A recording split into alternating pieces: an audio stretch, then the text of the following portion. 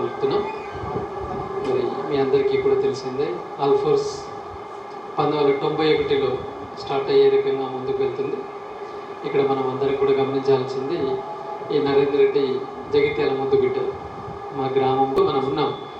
So ఎందుకు మరి మనం ఈ పట్టభద్రుల ఎమ్మెల్సీలో వెళ్ళకూడదు? శాసన మండలిలో ఒక చదువుకున్న వాళ్ళు మనలాంటి వాళ్ళు ఉండి ఈ తెలంగాణ విద్యారంగాన్ని ఇంకా మనం దేశంలోనే అగ్రగామిగా చేసే దిశగా ప్రభుత్వంతో మనం ఎందుకు ముందుకు వెళ్ళకూడదు అని చెప్పేసి ఒక ఆలోచనతో మా పూర్వ విద్యార్థులు, తల్లిదండ్రులు, శ్రేయోభిలాషుల సలహాల మేరకు మరి రాబోయే పట్టభద్రుల ఎమ్మెల్సీలో పోటీ చేయాలని నిర్ణయం తీసుకున్నాను. దానికి ముందుగా జీవన్ రెడ్డి గారి సలహాలు కూడా తీసుకున్నాము. ఎందుకంటే మరి వారు మళ్ళీ లైన్లో ఉంటారు, ఎందుకంటే గురువు లాంటి వాళ్ళు, పెద్దవాళ్ళు, మాకు మంచి సంబంధాలు ఉన్నవాళ్ళు. సో నేనైతే లైన్లో ఉండను, ఆల్ ద బెస్ట్ అని చెప్పి ఉన్నారు. సో దాన్ని ఆసరిగా తీసుకొని మరి ముందుకు వెళ్ళడం జరిగింది.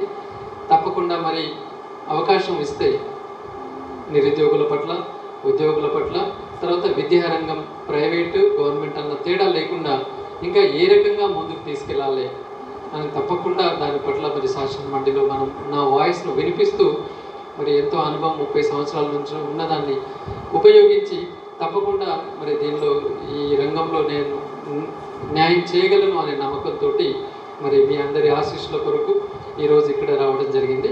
ప్రస్తుతానికైతే ఏ పార్టీకి సంబంధం లేకుండా ఎన్రోల్మెంట్ చాలా విగరస్గా స్టార్ట్ చేశాం. మాకున్న పూర్వ విద్యార్థులు, తల్లిదండ్రులు, ఎక్కడ మీటింగ్ వెళ్ళినా నేను ఒక సగం మంది, సార్ నేను మీ స్టూడెంట్ అన్న వాళ్ళు ఉన్నారు, లేదా మా అబ్బాయి మీ స్టూడెంట్ అన్న వాళ్ళు ఉన్నారు. వాళ్ళందరూ కూడా స్వచ్ఛందంగా స్వాగతిస్తున్నారు, చెప్తున్నారు మీలాంటి వాళ్ళు రాజకీయంలో రావాల్సిందే, సార్ ఇప్పటికీ ఆలస్యమైంది, తప్పకుండా మేము మీకు పూర్తి మద్దతు ఇస్తాం రండి అని చెప్పేసి. సో ప్రస్తుతానికి ఏ పార్టీకి మనం లేకుండా, ఎందుకంటే పార్టీస్ అన్నీ కూడా అంత ఈజీగా ఇప్పుడేమి వాళ్ళు స్పష్టంగా చెప్పరు, మనం దాన్నే నమ్ముకొని ఉండే ఆలోచనలో కూడా నేను లేను. ఏది లేకపోయినా ఇండిపెండెంట్గానైనా పర్వాలేదు, ఖచ్చితంగా ఈసారి పోటీ చేయాలి, గెలిచి తీరాలి. మరి ఈ తెలంగాణ విద్యారంగం పట్ల పూర్తి అవగాహన ఉన్న నేను రాబోయే రోజుల్లో దీన్ని ఇంకా ముందుకు తీసుకెళ్లాలన్న భాషతోటి రావడం జరిగింది.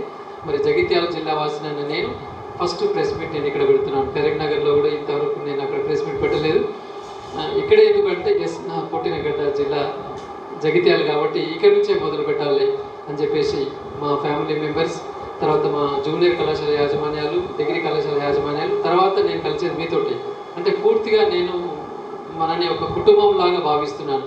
ఒక ప్రెస్ మీడియా అన్న భావన కాకుండా నా కుటుంబ సభ్యుల్లాగా మరి మిమ్మల్ని భావిస్తూ ఈరోజు మీతో ఈ విషయాన్ని పంచుకుందాము. తర్వాత మీ యొక్క సూచనలు, సలహాలతో ఇంకా ముందుకు వెళ్దాము. ఎలా అయితే మా విద్యా సంస్థలకు మరి ఇన్ని సంవత్సరాలు మీరు సపోర్ట్ చేసి ఉన్నారో నేను చూస్తున్నాను కదా. ప్రతి సంవత్సరం మేము ఎన్ని యాక్టివిటీ చేసినా కూడా ఆల్ఫోర్స్ పట్ల అందరు సానుకూలంగా ఉంటూ మంచి సపోర్ట్ అందించారు.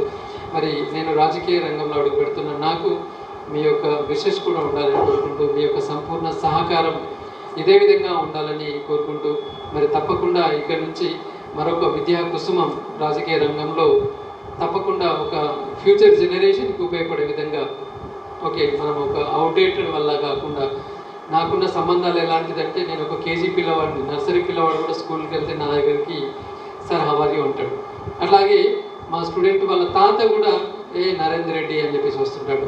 అంటే ఒక 3 తరాల జనరేషన్లతోటి సత్సంబంధాలు మెయింటైన్ చేస్తున్న వాళ్ళు. నన్ను ఎవరు కూడా సీనియర్ అని చెప్పరు, జూనియర్ అని చెప్పరు, అర్థం కాదు. నేను సార్ వయసు ఏంది తెలియకుండా నేను మెయింటైన్ చేస్తున్నాను కాబట్టి